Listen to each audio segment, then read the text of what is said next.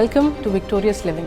Are you ready to unlock your full potential and experience the abundant life God has planned for you? We all face challenges, but on Victorious Living, we will equip you with practical tools and inspiring stories to help you live a life of victory. Let's prepare ourselves to learn something new today. Before we jump in, let's spread the victory. Share this video with someone who needs a fresh perspective. You were created for greatness. Let's dive in and discover how to live a life of victory. Victorious living के एक और episode में आपका स्वागत है। आपकी सारे calls and emails and text के लिए धन्यवाद।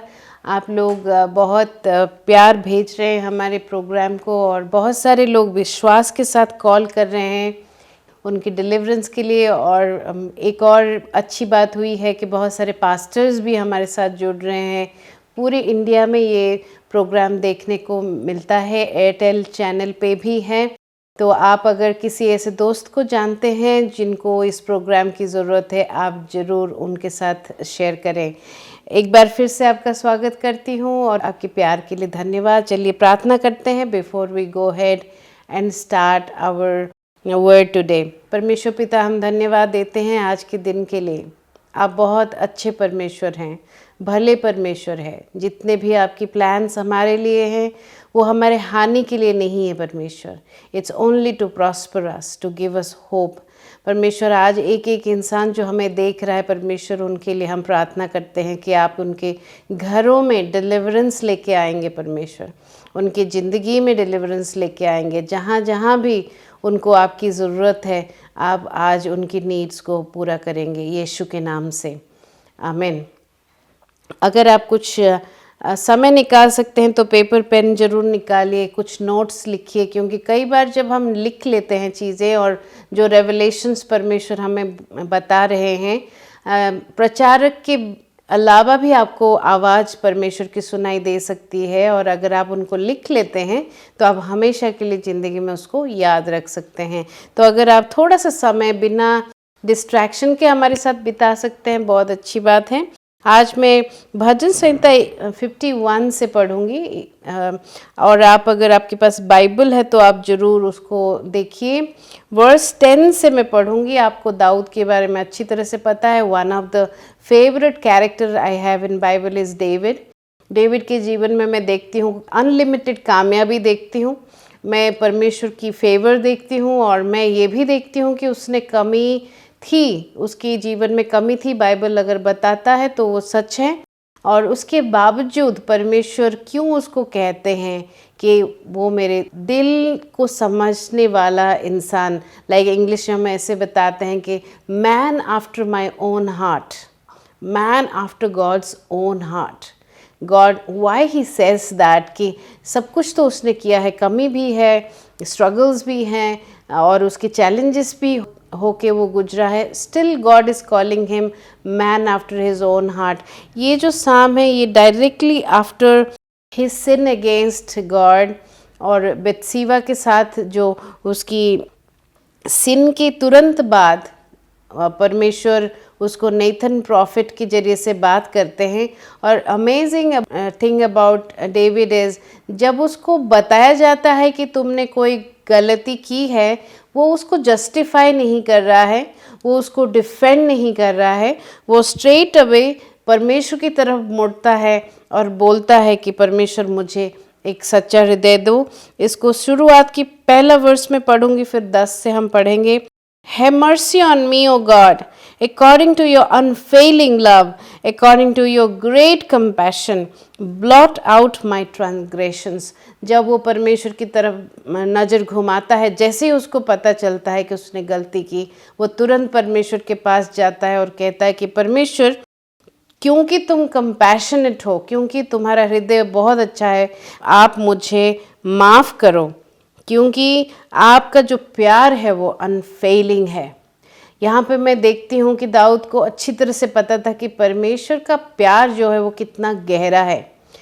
एक बात मैं आपका ध्यान बटाना चाहूँगी कि इस समय में जब दाऊद माफ़ी मांग रहा है, तब यीशु क्रूसिफिक्शन पे नहीं गए हैं, यीशु क्रूसिफाइड नहीं हुए हैं। तो पापों का क्षमा क्रूस के जरिए से उसके पास, दाऊद के पास अवेलेबल नहीं था, ग्रेस नहीं था। जो हमें क्रूज़ के जरिए से मिलता है। फिर भी बहुत सरप्राइजिंग बात है कि उसको पता था कि परमेश्वर मर्सीफुल है। दाऊद को पता था कि उसका प्यार अनफेलिंग है, जो कभी हारेगा नहीं, और उसको ये भी पता था कि परमेश्वर के पास बहुत कंपैशन है, वो दयालु परमेश्वर है। ये रेवलेशन उसको क्लियर था, तभी वो इमीडिएटली अपने गुनाह, जब उसको रियलाइजेशन होता है, वो तुरंत परमेश्वर के पास जाता है। मैं आपको एक बात बताना चाहूँगी कि इस दौरान गुनाह और रियलाइजेशन के बीच एग्जैक्टली 9-10 महीने का फ़र्क था। कई बार हम गुनाह करते हैं और उसको जस्टिफाई कर लेते हैं कि इस वजह से मैंने किया, या उस वजह से मैंने किया, या उसने मुझे करवाया। बहुत सारी चीज़ें हम हम एक्सक्यूज़ेस देते हैं। हम जब तक एक्सक्यूज़ देते रहेंगे माय फ्रेंड, तब तक हम वो गुनाह से, उसकी बर्डन से हम आज़ाद नहीं हो सकते। दाऊद इतना करीब होने के बावजूद परमेश्वर का, उसको लग के कुछ महीने, जब तक नेथन आके उसको ना बताया कि देखो राजा तुमने गलती की। यहाँ पे मैं एक बार और भी बताना चाहूँगी आपको कि रियलाइजेशन कराने के लिए कई बार परमेश्वर को किसी मेंटर का, किसी पास्टर का, किसी लीडर का इस्तेमाल करना पड़ता है, क्योंकि हम परमेश्वर से सुन के भी हम इग्नोर कर देते हैं, लेकिन कोई इंसान जब उस चीज़ को हमें एक्सप्लेन करता है, हम अच्छी तरह से समझ पाते हैं। तो आज मैं आपको बताना चाहूँगी, एक्सक्यूज़ देना बंद कर दीजिए। आप जब मुझे सुन रहे हैं, आपके आसपास अगर कोई है या नहीं भी है, आपको रियलाइज़ हो रहा है कि कहाँ पे कमी रह गई, कहाँ पे कुछ मिस्टेक हो गया, आपको रियलाइज़ हो रहा है जैसे जैसे आप मुझे सुन रहे हैं, तो एक्सक्यूज़ देना बंद कर दीजिए। आपको किसी को एक्सक्यूज़ दे के या एक्सप्लेन करने की ज़रूरत नहीं है। आपको अगर पता चल रहा है कि गलती हो गया, सीधा परमेश्वर के पास जाइए, सीधा परमेश्वर के पास जाइए। पहला यूहन्ना 1:7-8 अगर 9 अगर आप पढ़ेंगे, उसमें लिखा है कि the blood of Jesus the son of God cleanses us from all our sins, and verse 9 says he is faithful and just to forgive us. हमें माफ़ करने के लिए वो वेट कर रहा है। ऐसा नहीं है कि वो पनिश करने के लिए वेट कर रहा है। परमेश्वर इतना दयालु है कि वो एक्चुअली माफ़ करने के लिए वेट कर रहा है कि हम कब उसको सॉरी बोलें। तो यहाँ पे पहली वर्स में ही हम देखते हैं कि डेविड को रेवलेशन था।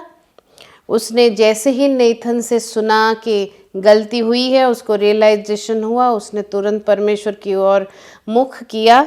और आप अच्छे से ध्यान से इस पूरे साम को पढ़िए। हमारे पास वक्त की कमी है तो हम कुछ ही वर्स पढ़ेंगे।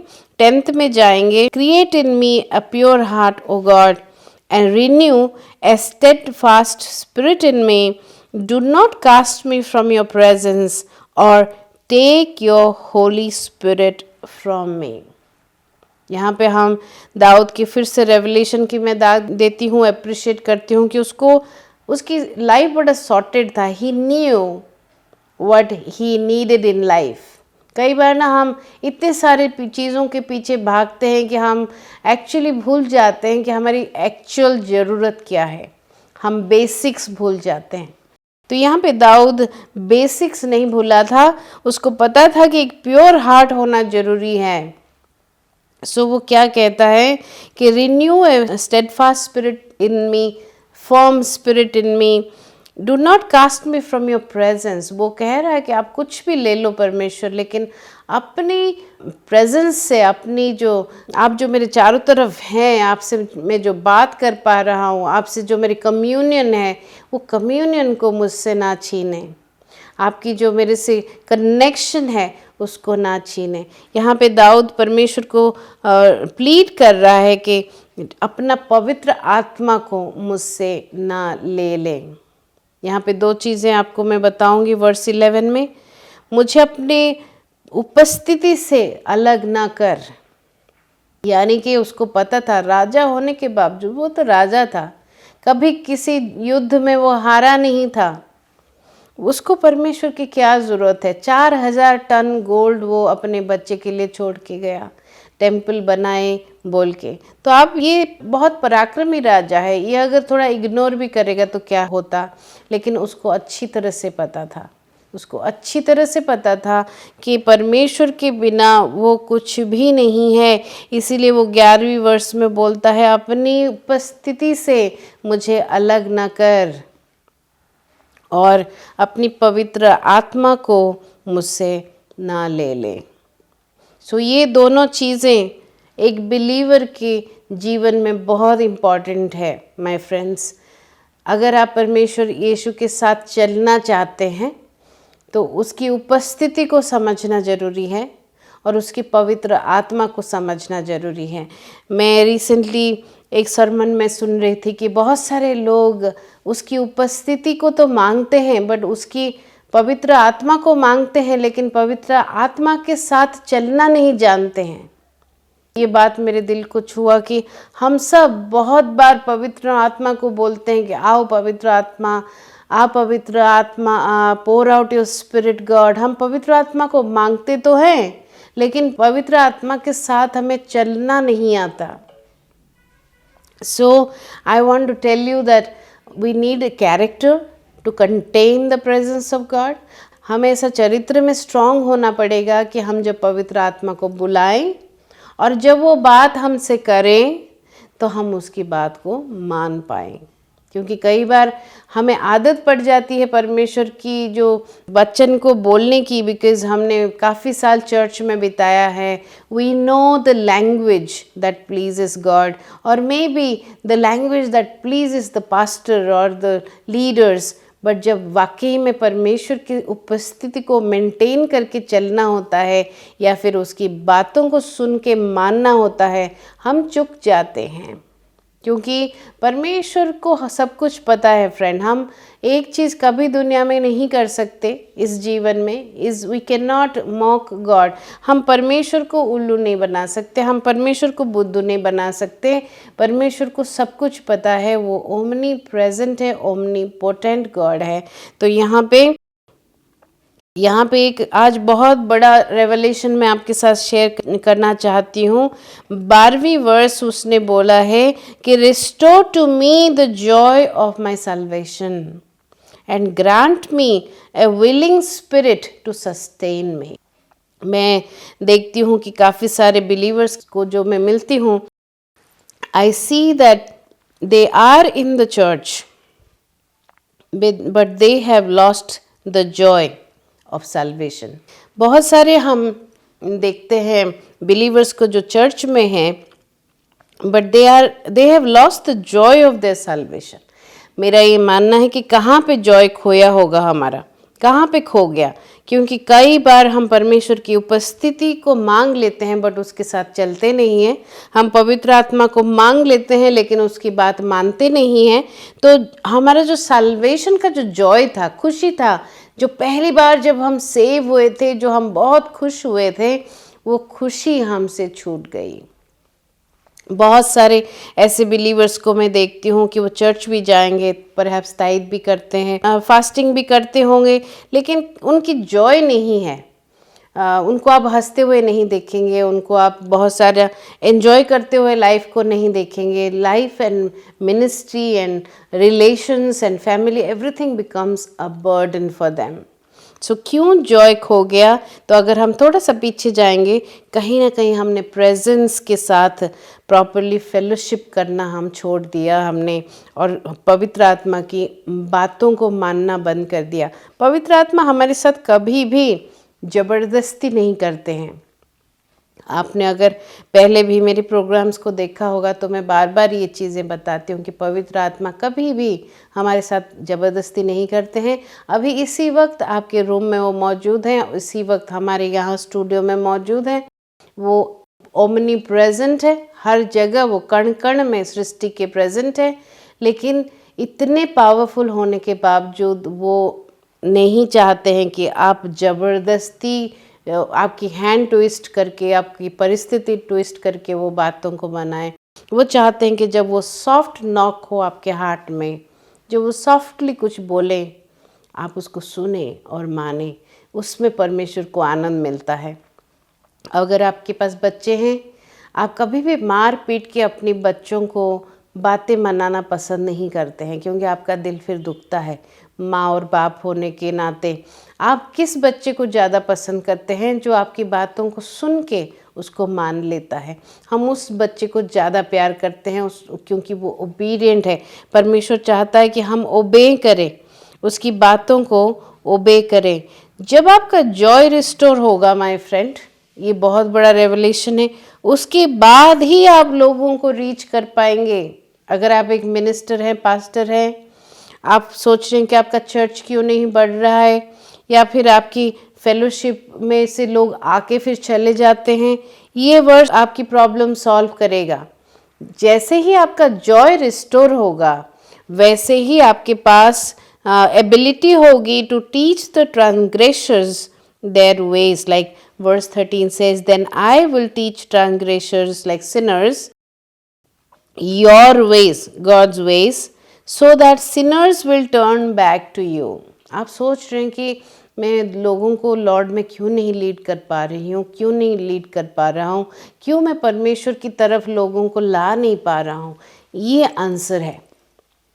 जब आपकी जॉय रिस्टोर होगी, जब आप अपने साल्वेशन का आनंद मनाएंगे, जब आप अपने साल्वेशन का आनंद मनाएंगे, तभी वो जॉय दूसरों के लिए अट्रैक्टिव होगा और वो आएंगे आपके पास पूछने के लिए कि आखिर तुम्हारे जीवन में इतना शांति और इतना जॉय कैसे है, आप मुझे भी सिखाएं। तब आप सिनर्स को रास्ता बता पाएंगे। अगर आप अपने जीवन में उलझ के रह गए हैं, आपके पास वक्त ही नहीं है कि आप किसी और की सेवा कर सकें, आपके पास ये चांस ही कम हो जाता है जब आप खुद का, आपका नेचर अच्छा नहीं है, आप इरिटेटेड हैं, एंग्री है और लोगों के ऊपर स्नैप कर रहे हैं, like you are not talking to them properly.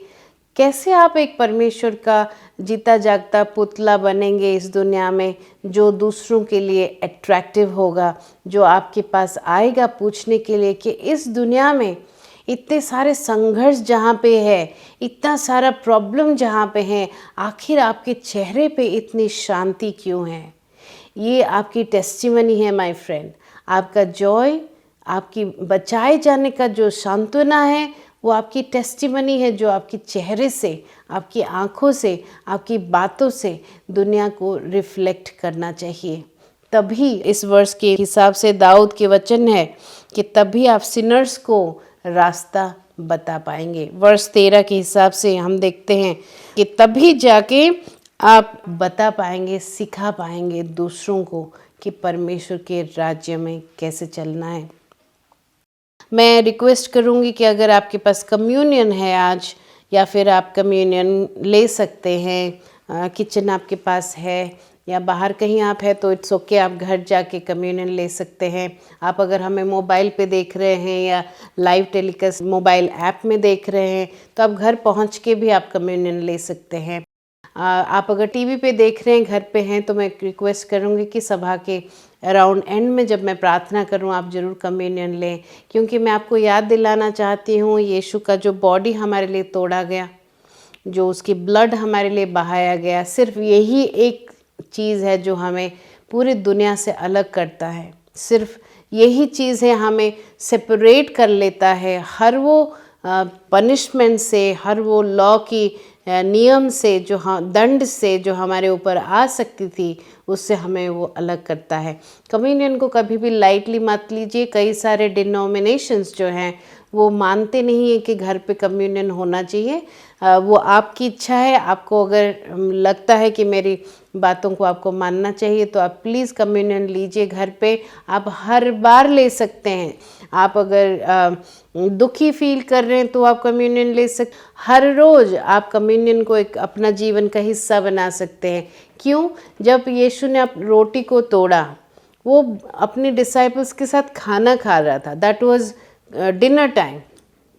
जब वो खाने के समय में ही उसने रोटी तोड़ी और उसने अपने बोला कि ये मेरा देह है जो तुम मेरे आने तक तुम इसको करते रहो।